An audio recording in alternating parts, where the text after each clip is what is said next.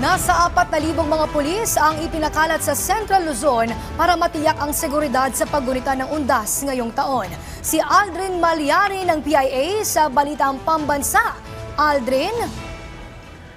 Humigit kumulang 4,000 kapulisan ang idineploy sa mga sementeryo, bus terminal at pangunahing lansangan sa gitnang Luzon upang tiyakin ang mapayapang paggunita ng undas sa rehiyon.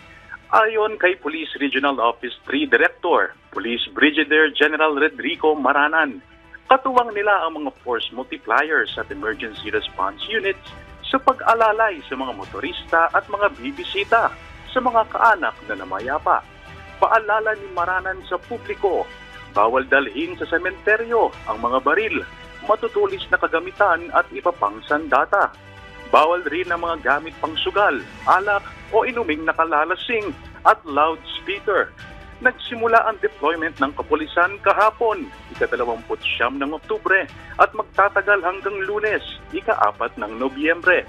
Samantala, handa na ang mga malalaking sementeryo sa Pampanga sa inaasahang pagdagsa ng mga bibisita sa kanilang mga mahal sa buhay. Kabilang na riyan ang Good Shepherd Memorial Park, Gray Line Memorial Gardens, Eternal Peace Memorial Park at Santuario de San Fernando, kung saan nag-set up ang kani-kanilang pamunuan, katuwang lokal na pamahalaan ng mga medical station at lost and found booth bilang pag-alalay sa mga bibisita.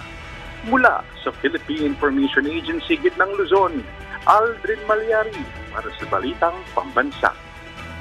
Maraming salamat, Aldrin Malyari.